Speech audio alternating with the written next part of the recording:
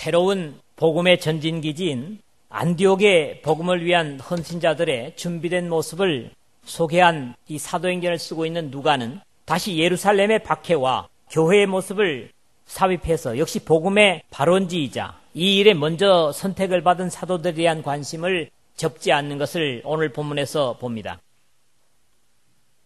사도들을 옥에 가두고 천사들을 통해서 노연하게 한 역사는 이미 우리가 5장, 앞에 5장에서도 있었지만 여러분들이 5장 17절에서 25절을 참고하시기를 바랍니다. 대제사장과 사두개인의 당파가 다 마음의 시기가 가득해서 사도들을 잡아다가 옥에 가두었더니 주의 사자가 밤에 옥문을 열고 끌어내요 하는 17절에서 19절의 내용 보면 이미 이런 하나님의 능력의 역사는 있었음을 봅니다. 앞에 옥에 가두었던 것이 신앙적인 시기심에서 당시 성전을 점유하고 이 속을 챙기는 사두개인들의 즉 제사장의 무리들의 분개로 인한 일이었다면 여기에서는 성격이 전혀 다른 정치적인 이유 때문에 주님의 일꾼들을 가두고 죽이는 모습을 보게 되는 것이 차이라면 차이가 되겠습니다. 신앙의 사람들은 이렇게 세상에서는 종교적이든 정치적인 이유로든 많은 어려움을 당하는 것을 성경에서 또 역사 속에서 들어보게 됩니다. 정신병자였던 네로 황제의 학적 밑에서 로마의 대화재가 바로 네로의 행위였음에도 불구하고 그리스도인들에게 뒤집어 씌워져서 하나님의 백성들이 모함으로 더 많은 시련을 당한 것을 비롯해서 역사 속의 종교 때문에 아닐지라도 수많은 사람들이 정치적 권좌를 지키려는 야비한 수단으로 수없이 학살을 한 사실들은 우리 대한민국에서도 여러분들이 들어보는 주지의 사실들입니다. 그러나 이 헤롯의 정치적인 이유 때문에 갇혔던 두 사도 중에 야고보는 세례 요한처럼 목배임을 당하고 베드로 사도는 천사에 의해서 기적적으로 구출을 받는 각각 다른 두 사람의 결과에 대해서도 많은 부분을 생각하게 합니다. 왜 똑같이 노임을 받으면 더 하나님께 영광이 되고 복음 증거에 더 효과적일 것 같은데 야고보는 죽도록 버려두시고 베드로는 살게 하셨는가 하는 신앙적 고민이 바로 그것입니다. 그러나 분명한 한 가지는 하나님이 행하시는 것은 언제나 옳다는 사실입니다. 하나님께는 절대로 불의함이나 사람을 억울하게 하실 분이 아니십니다.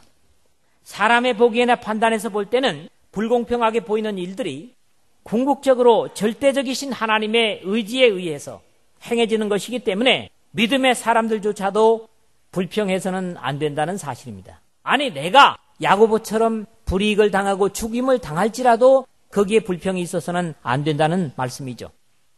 즉 결과가 어떻게 되건 하나님에 대한 신뢰나 믿음의 흔들림이 없어야 하는 것이 바로 그의 백성들인 하나님의 다스림을 받는 오늘의 성도들입니다. 그러나 어떤 이유에서건 이 사도들이 죽임을 당하고 또 어려움을 당하는 박해 때문에 예루살렘 교회로 하여금 더욱 기도로 뭉치게 했고 자신들조차도 믿지 못하는 하나님의 능력의 역사를 얻어냄을 다음 주의 말씀까지 해서 우리가 지속적으로 보도록 하겠습니다. 여러분들은 지금 하나님의 어떻게 보면 외면당한 것 같은 그런 야고보의 죽임을 당하는 서름을 겪고 있습니까? 아니면 천사를 통해서 보내주신 기적으로 여러분의 고난의 출구를 찾고 있습니까? 어떤 상황에나 상관없이 의로우신 하나님을 끝까지 신뢰하고 모든 결과를 주님 앞에 맡길 수 있는 이 예루살렘 교회와 같은 믿음의 순종자들이 되시길 주의 이름으로 부탁을 드립니다. 오늘 내용도 세 부분으로 나눠서 생각을 하겠는데 첫 번째는 1절에서 5절의 말씀입니다. 세상 권력의 사악함은 사람의 마음을 얻기 위해서 사람을 죽이기까지 하는 그런 내용들을 우리가 보는데 우리는 애굽 왕을 바로라 그렇게 표현을 하고 있죠. 그 다음에 로마의 황제를 성경대로 가이사, 케사르 또는 시저라고 불렀습니다. 이스라엘 분봉왕은 헤롯으로 표현되면서 헤롯의 가문은 여러 대를 이어서 그리스도의 탄생을 전후한 이스라엘의 역사와 깊은 연관을 갖고 있는 것을 봅니다. 성경에 대개 보면 5사람의 헤롯이 등장하고 있습니다. 첫째는 BC 37년에서부터 AD 4년에 죽은 대헤롯 대왕이 있습니다. AD 4년에서 6년까지는 짧은 역사이지만 헤롯 아켈라오라고 하는 사람이 나오고요. BC 4년에서 AD 34년까지 헤롯 안티파스라고 하는 사람이 비교적 이스라엘의 북부 지역을 분봉왕으로 통치하는 것을 보게 됩니다. 그 다음에 AD 37년에서 44년까지는 헤롯 아그리빠, 바로 오늘 이 일을 행하고 있는 분봉왕입니다. 그 다음에 AD 49년에서 100년 사이에 헤롯 아그리빠 2세, 이렇게 성경에 등장하는 헤롯을 보는데 대대로 비도덕적이고 야비한 것 때문에 심지어는 예수님께서 여우라고까지 말씀하셨던 것을 봅니다. 누가복음 13장 32절을 보면 야비한 정치가인 헤롯을 예수님은 비유하는 것을 듣게 됩니다. 그만큼 자신들의 자리를 지켜가는 방법에는 수단을 가리지 않았던 인물들이었고 세상의 정치 세계는 대부분 이렇게 야비할 수밖에 없는 것이 그때나 이때나 사실이었던 것 같습니다. 오늘 본문에 나오는 헤롯 아그리빠는 유대인들의 마음을 사기 위해서 이스라엘 속에서는 유대 율법을 흉내내기도 할 정도로 아주 권모술수에 강한 그런 사람입니다. 그런 간교함과 억적같이 자신의 자리를 지키려고 수단과 방법을 가리지 않지만 이 헤롯 아그리빠는 우리가 다음 주에 생각할 같은 12장 23절에 벌레에 먹혀서 죽는 것을 보면 이러한 세상의 영광에 연연하는 사람들이 참으로 불쌍하기까지 합니다. 복음이 왕성하고 생명의 역사가 일어나는 땅에서 영생의 이치를 깨닫지 못하고 땅의 영광에 연연하다가 비참하게 죽음을 맞는 것을 볼 때 그렇다는 말입니다. 여러분 중에서는 이런 사람이 한 사람도 없기를 바랍니다. 헤롯은 당시에 대세를 이루고 있는 유대인들의 마음을 얻기 위해서 그들이 비상처럼 싫어하는 주님의 교회 중에 몇 사람을 죽이려는 결심으로 선택한 인물이 바로 야고보와 베드로였습니다. 성경에 야고보라는 이름은 대단히 흔한 이름입니다. 왜냐하니까 아브라함, 이삭, 야곱, 그래서 구약의 야곱이 바로 신약의 야고보라는 이름으로 쓰여지는 것이죠. 특히 마태복음 10장 2절에서 3절에 보면 예수님의 12 제자들을 선택한 데 나오는데 세베대의 아들 야고보와 요한, 그 다음에 알페오의 아들 야고보와 다데오. 본문에 요한의 형제 야고보라는 것으로 봐서 변화받기 전에 이 두 형제는 대단히 성미도 급하고 또 특별한 인물들이었던 것으로 그렇게 이해가 되어집니다. 누가복음 9장 53절부터 54절 계속 보면 제자 야고보와 요한이 이를 보고 가로되 주여 우리가 불을 명하여 하늘로 쫓아내려 저희를 멸하라 하기를 원하시나이까. 사마리아를 거쳐가다가 복음을 받아들이지 않으니까 이렇게 엄청난 말을 하지요. 이런 성격 때문에 마가복음 3장 17절에 보면 또 세베대의 아들 야고보와 야고보의 형제 요한이니 이 둘에게는 보아너게 곧 우레의 아들이란 이름을 더하셨으며 그랬다고요.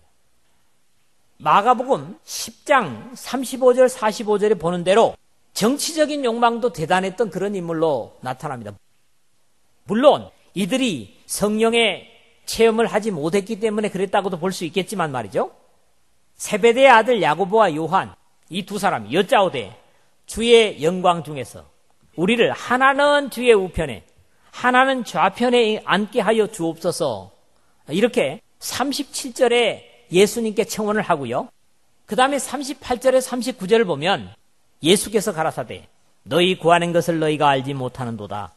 너희가 나의 마시는 잔을 마시며 나의 받는 세례를 받을 수 있느냐? 그렇게 물으니까 저희가 말하되 할 수 있나이다. 그러니까 예수님께서 이런 말씀하십니다. 너희가 나의 마시는 잔을 마시며 나의 받는 세례를 받으려니와 아버지 좌우편에 앉는 것은 아버지께서 점지하신 그들에게 주실 것이다. 이렇게 말씀을 하십니다. 결국 야고보가 첫 순교자가 된 것은 어찌 보면 이 주님의 예언이 이루어진 것으로도 이해를 합니다. 이 야고보 그리고 그 형제 요한 그리고 베드로는 주님의 중요한 역사의 현장에 언제나 동행했던 인물 중에 세 사람이었습니다. 사도들 중에 가장 짧은 생을 마친 인물이 이 야고보였다면 가장 길게 장수한 사람이 이 야고보의 형제 요한이라고 하는 데서 이렇게 이해하게 되는 것 같습니다. 사실 당장 칼로 목베임을 당하거나 또는 교수형을 당하는 죽임을 당하는 순교도 대단히 어렵겠지만 평생을 주님과 함께 고난을 당하는 것도 역시 쉽지 않은 순교임을 가장 오래 살았다고 하는 요한을 통해서 보게 되죠. 그런데 이 일을 유대인들의 명절 중에 이행하는데도 헤롯의 의도하는 바가 있었을 것이다, 그렇게 짐작이 되는데요. 유대인들이 이 일을 기뻐하는 것을 보고 베드로도 잡으려 할세 때는 무교절이라 그랬다고요. 이 3절인데요. 우리가 아는 대로 무교절은 유월절 전 한 주간을 말하는 것으로 출애굽의 역사를 기념하기 위한 하나님의 구원의 역사를 잊지 않기 위한 행사였습니다. 그리고 예수 그리스도께서도 바로 이 절기 중에 잡히셔서 십자가의 형벌을 당하셨던 것을 여러분들이 아실 것입니다. 이런 날이 결국 하나님의 백성들이 노예에서 자유함을 얻은 것을 기념하는 이 복된 날이 정치적 야심으로 더럽혀지고 있는 것을 우리는 보는 겁니다. 어둠의 하수인들은 자신들의 목적을 성취하기 위하여 죽이려는 대상의 어떤 한계도 느끼지 않습니다. 헤롯에게 있어서는 주님께서 그 대상이셨고 그의 제자인 베드로가 또 예외일 수는 없었습니다. 바벨론에서는 의롭고 지혜로운 다니엘과 그리고 그 친구들이었다면 성경의 역사 속에서 이러한 욕망의 표현은 끝이 없이 나타나고 있습니다. 때문에 우리 모두가 어두움에 사로잡히지 않도록 주의하라는 경고를 받고 있습니다. 예수께서 가라사대 아직 잠시 동안 빛이 너희 중에 있으니 빛이 있을 동안에 다녀 어두움에 붙잡히지 않게 하라. 어두움에 다니는 자는 그 가는 바를 알지 못하느니라. 요한복음 12장 35절에서 그렇게 당부를 하십니다. 결국 어두움에 붙잡히게 되면 자신들이 하는 일조차도 깨닫지 못하고 그 일을 이렇게 할 수 있다는 거지요. 그렇기 때문에 신앙의 사람들이 경성해야 된다는 그런 경고로 이 말씀을 주시고 계십니다. 유월절 후에 백성 앞에 끌어내고자 하더라. 4절 하반절 그랬는데요. 백성들의 마음을 얻고자 하는 이런 검은 속셈이 신성한 절기에 이루어지는 것 자체가 하나님을 믿지 않기 때문에 가능했을 것이고 5장 19절에 주의 사자가 밤에 옥문을 열고 끌어내요. 이렇게 잡았다가 놓친 경험을 들은 헤롯은 그것을 지키는 것으로 부족해서 잡음에 옥에 가두어 군사 내식인 내패에 맡겨 지키게 했을 것입니다. 여기서 우리가 생각해야 하는 것은 주님께서는 같은 사도인 야고보는 죽는 것을 허용하시고 베드로는 살렸는가 하는 것입니다. 앞에서도 말씀드린 바 있지만 이러한 일은 오늘 우리에게도 있을 수 있는 일이고 하나님의 선하신 뜻으로 이해할 수밖에 없는 그런 하나님의 섭리라고 받아들이게 됩니다. 꼭 같은 믿음의 사람들 중에 어떤 사람은 죽을 수밖에 없는 중병에서 노임을 받아서 낫게 하시고 또 어떤 사람은 마침내 악화되어 죽도록 허용하시고 또 어떤 사람은 평생을 하나님을 믿음에도 불구하고 치료될 수 없는 질병을 가지고 살아야 되는, 이걸 어떻게 이해할 수 있는가 하는 겁니다. 사람의 생각으로는 불공평하고 이해가 안 되지만 조건에 상관없이 주님의 입장에서 그것을 믿음으로 받아들이는 자세가 중요합니다. 신앙 속에 이해가 안 되는 것은 받아들이는 자세가 중요하다는 거지요. 여하튼 이 일은 예루살렘 교회로 하여금 합심하여 기도하게 만들었다는 사실입니다. 이에 베드로는 옥에 갇혔고 교회는 그를 위하여 간절히 하나님께 빌더라 그랬거든요. 귀중한 신앙의 지도자를 한 사람 잃었지만 교회는 좌절보다는 기도로 나머지 사도들을 지켜주실 것을 하나님께 간절히 구하고 있는 것이 뭡니까? 예루살렘 교회의 복받을 자세라는 거지요. 두 번째로는 6절에서 9절의 말씀 보도록 하겠습니다. 베드로에게서 천사의 도움을 받을 만한 믿음이 있다고 하는 것을 저는 봅니다. 하나님의 역사는 언제나 적시적소에 이루어집니다. 헤롯이 잡아내려고 하는 그 전날 밤에, 물론 이것은 인간의 입장에서 적시적소가 아니라 하나님의 뜻에 의한 적시적소임을 우리는 확신해야 됩니다. 사람이 원하는 적시적소가 아닙니다. 이건 하나님의 예정하신 뜻에 따른 적시적소라는 거지요.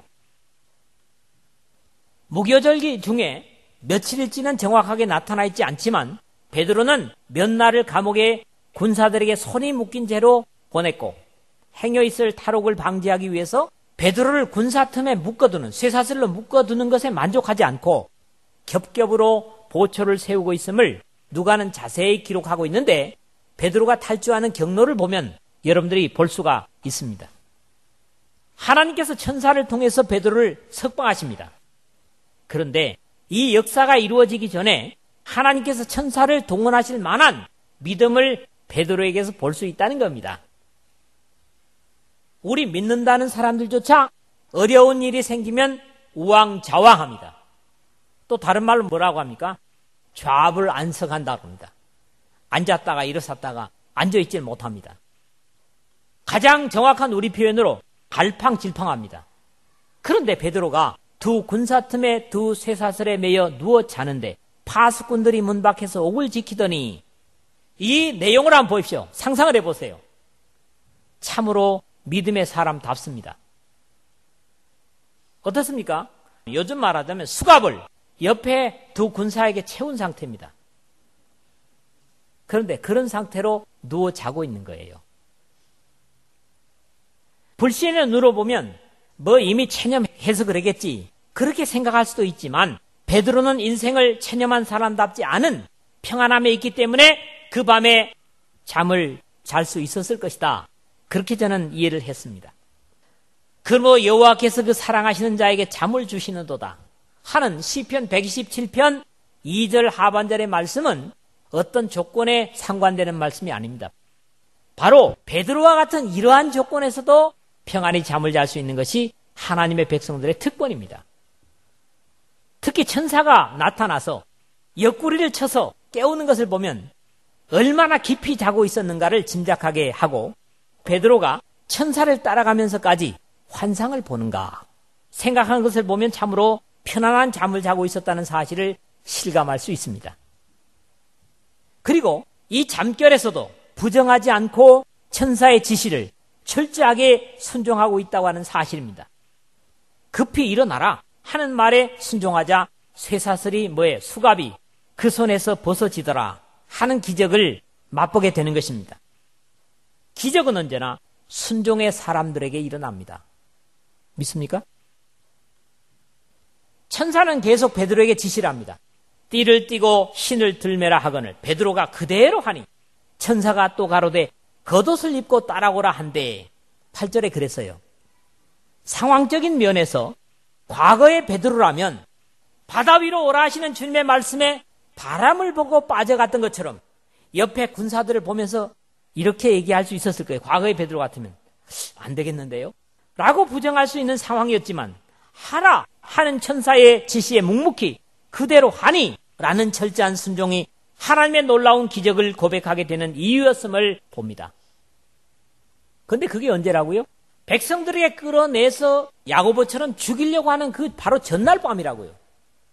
여러분, 내일 아침에 해가 뜨면 나는 죽는다, 이제 죽임을 당한다, 기분이 어떻겠습니까? 잠이 오겠어요? 그런데 베드로는 그런 가운데서도 하나님의 평화를 가지고 있었다는 겁니다. 이게 뭐냐? 믿음의 사람들의 평화예요. 내가 이제야 참으로 주께서 그의 천사를 보내어 나를 헤롯의 손과 유대 백성의 모든 기대에서 벗어나게 하신 줄을 알겠노라 11절에 그랬거든요. 이 고백이 순종의 열매였음을 보기 때문입니다. 베드로가 나와서 따라갈새 천사의 하는 것이 참인 줄 알지 못하고 환상을 보는가 하니라 9절에 그랬다고요. 이것은 적어도 불신의 고백이 아니라 갇혀있는 자신에게 환상으로라도 위로하시려는 하나님의 사랑으로 이 사건을 지금 베드로는 이해하고 있는 거예요. 그러니까 뭡니까? 실제로 노임을 받지 않아도 원망이 없는 겁니다. 그런 자세였기 때문에, 그런 하늘의 평화를 가졌기 때문에 하나님은 이 베드로를 결국 겹겹의 군사들 사이에서 끌어내는 그런 기적을 보여주고 있는 것입니다. 세 번째, 마지막으로 10절에서 12절입니다. 이 부분에서는 교회의 기도는 닫힌 문을 열게 하는 능력이 있다고 하는 것을 깨닫습니다. 이렇게 하나님의 백성들의 기도는 위력이 있습니다. 모든 닫힌 것을 열 수 있는 이는 하나님 한 분뿐이십니다. 아무리 권력이 있는 사람도 닫힌 것을 열 수 있는 한계가 있습니다. 그런데 하나님은 못 여심이 없고 또 못 걸어 잠그심이 없으신 분이에요. 이사야는 바로 그것이 가능한 분을 메시아에게 돌리고 있습니다. 내가 또 다윗집의 열쇠를 그의 어깨에 두리니 그가 열면 닫을 자가 없겠고 닫으면 열 자가 없으리라. 이사야서 22장 22절의 말씀이죠. 그리고 최종적으로 믿음으로 승리한 교회에게 이 약속을 확인하시는 주님을 우리가 요한계시록에서 봅니다. 빌라델비아 교회의 사자에게 편지하기를 거룩하고 진실하사 다윗의 열쇠를 가지시니 곧 열면 닫을 사람이 없고 닫으면 열 사람이 없는 그이가 가라사대 볼지어다 내가 내 앞에 열린 문을 두었으되 능히 닫을 사람이 없으리라. 요한계시록 3장 7절에서 8절 상반절입니다. 주님께서 열어두시면 사람이 닫을 수 없습니다. 주님께서 닫아두시면 사람이 열 수 없다는 거죠. 그런데 뭐예요? 하나님의 구별된 백성들 앞에는 열린 문을 두었다. 아무도 그 문을 닫을 사람이 없다 이 말씀이에요. 아무리 인간의 힘과 기술로 만들어단 철문도 창조주 앞에는 문이 없는 것과 일반입니다. 철문 앞에 이르렀을 때 천사와 베드로는 스르르 열리는 그 잠겨있는 철문을 보기 때문입니다. 이에 첫째와 둘째 파수를 지나 성으로 통한 쇠문에 이르니 문이 절로 열리는지라 10절에 그랬잖아요. 하나님의 뜻을 좇아 살고자 하는 순종의 사람에게는 어떤 장벽도 벽으로 남지 않습니다. 이게 베드로에게서 보는 사실이에요. 그는 우리의 화평이신지라 둘로 하나를 만드사 중간에 막힌 담을 허시고 에베소서 2장 14절 이렇게 말씀하시는데 이미 하나님과 사이에 죄의 담을 헐어버린 자에게는 더 이상 막힌 담이 없습니다. 왜요? 인간으로서 할 수 없는 담이 뭡니까? 바로 하나님과 인간의 죄의 담입니다. 근데 그 담을 헐어버렸다면 그 사람에게 더 이상 담은 존재하지 않는다는 말씀입니다. 하나님께로 나아가는 데나 그분의 뜻을 행하고자 하는 길이 비록 좁고 협착하기는 해도 마음에 하나님을 향한 시온의 대로가 있는 이상 더 이상 장애로 남겨두지 아니하시는 주님이심을 우리가 확신할 필요가 있습니다. 그리고 그것은 큰 확신으로 다가오는 것을 베드로의 고백 속에서 듣습니다. 이에 베드로가 정신이 나서 가로되 내가 이제야 참으로 주께서 그의 천사들을 보내어 나를 헤롯의 손과 유대 백성의 모든 기대에서 벗어나게 하신 줄을 알겠노라. 11절에 그랬거든요. 영적인 각성을 하게 되어 이런 고백을 하게 된 것입니다. 이러한 고백의 흔한 이야기가 바로 발자국 이야기죠. 내가 가장 힘겨운 그때 주님은 어디 계셨습니까? 물을 때 주님께서 말씀하시기를 내가 그때는 너가 걷는 것을 감당할 수 없기 때문에 너를 업고 걸었다. 그래서 나란히 가던 발자국은 바로 한 발자국이 된 것이다. 이 얘기는 너무나 흔한 주님의 답변이십니다.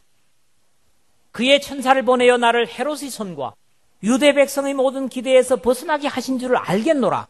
이 말씀은 더 가까이 우리가 이해한다면 나를 자신의 정치적 수완으로 이용하려는 헤롯의 간악한 기대에서 벗어나게 하시고 하나님의 백성이라고 하면서 진정으로 하나님의 뜻을 행하려는 사람을 죽이려 하는 간교한 종교꾼들의 기대에서 벗어나게 하셨군요 하는 고백입니다. 베드로가 고백하고 있는 것처럼 하나님은 절대로 간악한 세상의 손을 들어주시거나 바른 진리를 저버리고 거짓된 것을 행하면서 진리를 행하는 자들을 괴롭히는 종교를 빙자해서 악을 행하는 무리들의 편이 되어주시지 않으실 것입니다. 하나님은 진리의 하나님이요 또 공의의 하나님이시기 때문입니다. 하나님 앞에 가리울 수 있는 것이 무엇이 있겠습니까? 다만 그 상황에 있는 하나님의 백성들의 믿음의 관건입니다. 다윗이 고백하고 있는 것처럼 결국 베드로에게 주께서 내 원수의 목전에서 내게 상을 베푸시고 기름으로 내 머리에 바르셨으니 내 잔이 넘치나이다 하는 시편 23편 5절의 찬양을 드리게 하는 것이고 이것은 베드로처럼 목숨을 바쳐서 주님을 순종하는 모든 믿음의 사람들의 최종적인 승리의 고백이 되게 하실 것입니다. 할렐루야. 우리는 때로 자신 혼자의 경건이나 기도로 수렁에서 벗어나고 닫힌 문을 열고 나오는 것으로 착각하는 경우들이 들어있는데 바른 믿음의 사람이라면 베드로와 같은 믿음의 고백을 드리게 될 줄로 믿습니다. 깨닫고 마가라는 요한의 어머니 마리아의 집에 가니 여러 사람이 모여 기도하더라. 12절입니다. 여기에 깨닫다라는 말이 좀 의미가 있어요. 시네이도 이 말은 신, 함께, 에이도, 알다 그런 말이에요. 앞뒤 전후 좌우를 헤아려서 알게 됐다. 베드로는 지금 감옥에서 하나님의 천사의 이끌림을 받아 기적으로 풀어서 나왔는데 이제 마가 요한의 집에 가서 보니까 온 성도들이 그를 위해서 기도하고 있는 모습을 봤다는 거지요. 아하, 바로 이것이 나로 하여금 자유케 했구나. 이 상황을 깨달았다는 말이 뭡니까? 깨닫고라는 말입니다. 베드로가 하나님의 능력을 맛보고 찾아간 것도 자신의 신상의 안전을 위해서 예루살렘 성 밖으로 도망하기 바쁜 것이 아니라 평상시에 모였던 교회, 요한의 어머니 집에 믿음의 사람들을 찾았고 거기를 갔기 때문에 더욱 절실하게 하나님의 은혜를 맛보게 되는데 여러 사람이 모여 기도하더라 하는 사실을 확인하면서 더욱 하나님의 은혜와 교회의 사랑에 감사하게 되고 더 큰 확신과 감사로 영광을 돌리게 되었던 것입니다. 말씀을 냈습니다. 세상 권력의 하수인들은 자신의 자리를 지키기 위하여 그 장애가 되는 대상은 수단과 방법을 가리지 않고 제거하려고 음흉한 간계를 부립니다. 비단 주님과 베드로뿐만 아니라 오늘의 시대에도 같은 일들은 수없이 일어나고 있습니다.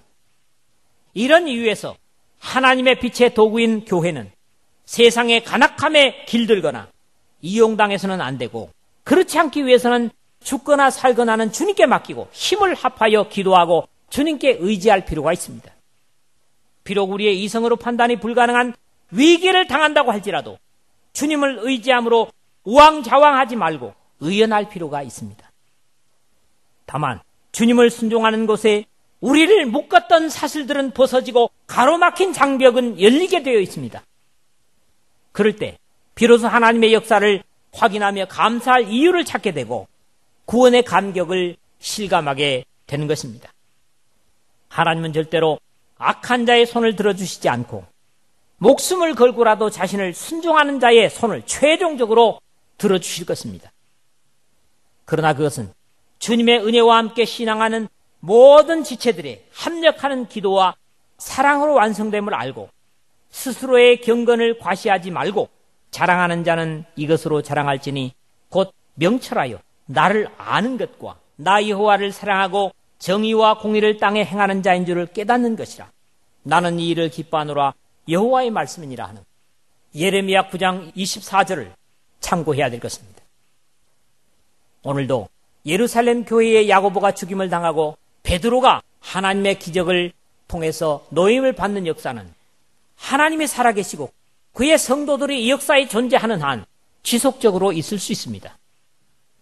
같은 입장에 있는 우리들은 역시 예루살렘 교회의 모범을 가지고 하나님 앞에 온 교회가 전적으로 의지하고 믿음으로써 그분을 의지함으로 위기와 절망의 때를 극복해야만 합니다. 그것이 인간의 힘이나 지혜에서는 불가능하고 하나님의 능력으로 바로 예수 그리스도의 죄의 장벽을 허무신 예수 그리스도의 십자가로 가능하다고 하는 사실을 확신하고 예수님의 나를 위해서 고난당하시고 피 흘리신 십자가를 의지해서 이 모든 상황 속에서 주님을 전적으로 헌신하고 신뢰하는 그런 기도와 삶으로 주님 앞에 나아감으로 우리가 당하는 오늘의 같은 일들이 같은 결과로 결론되어질 수 있는 저와 여러분 되시기를 주의 이름으로 부탁을 드립니다.